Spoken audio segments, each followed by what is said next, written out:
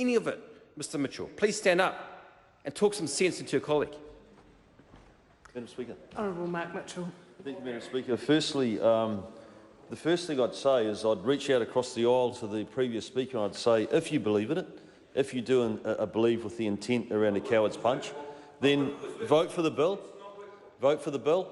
Let's take it through to Select Committee. And I know that the sponsor of the bill, Matt King, is very happy to work with New Zealand First to make sure that we have a good piece of legislation that comes back into this House.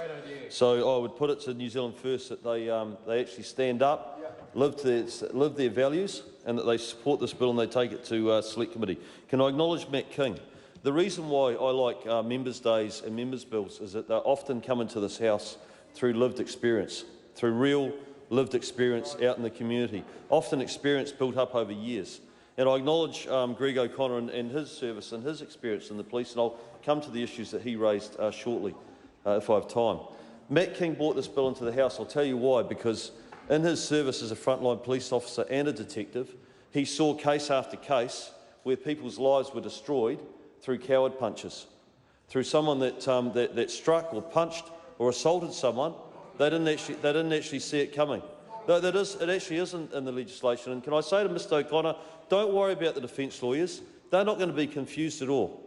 They'll understand exactly what the intent of this legislation is, right? The intent of this legislation is to, and I'm sure that Mr O'Connor himself has got many cases, manslaughter cases, that he's probably taken to court, where on the night of the assault, it might be a patched gang member that's intoxicated, that's dressed in his gang regalia in the middle of the night, that's overtly vicious and violent, and is affected. It's not just gang members, but I'm giving an example to Mr O'Connor, who then will turn up to court, who will then turn up to court on a manslaughter charge, dressed like I am, clean-shaven, sit down, and then have to prove the mens rea. And how many cases have you lost, Mr O'Connor, at court because of that? And the victim that's had their life altered forever, I can guarantee that it's happened. So what he's done, what Matt King has done, and it's a clever bill, is he's come in here and he's said, in that scenario, if someone is struck, and let's forget the seriousness of this, that person that's struck is losing their life. They're not turning up the next day to see their family. They're not turning up the next day to work. We will never see them again. They'll never walk in this beautiful country again, right? They're gone. They're gone. And what this bill has done, it's recognised that through the assault, a coward's punch, is that you're removing the mens rea. You're removing the ability for that person to put their suit on and to come into court 2 months later and say to the judge, I didn't realise that was going to be the outcome. Well, I'm sorry, what Matt King is saying, that's not good enough.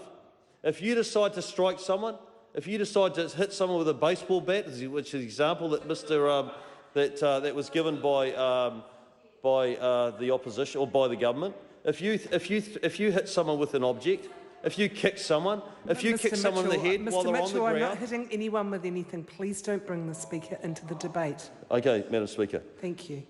Then actually you should be held to account for that. You should be held to account.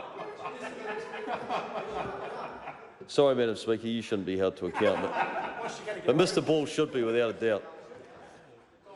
That's exactly what Matt King has done.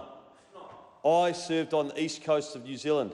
I could give you a dozen examples of people that were hit by someone unsuspecting that have fallen and have either lost their life or have had parts of their skull removed to allow the brain swelling, who never fully recover, who will never have the quality of life back again.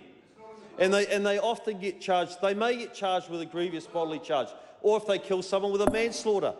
And they may go up in front of court in a suit like me, and they may get off it. Go out and ask people. Go and ask the public in New Zealand how many times I've seen people with a reduced sentence or get off because they haven't been able to prove the charge. This is saying if you punch someone or if you hit someone with an object and you kill someone, there's no, it's not. There's no mens rea. attached to this. There's no burden of proof. And will defence lawyers like it? No, they won't, because they know that this is a much tougher regime on someone that's cowardly enough to kill someone. Thank Thank you, Madam Speaker.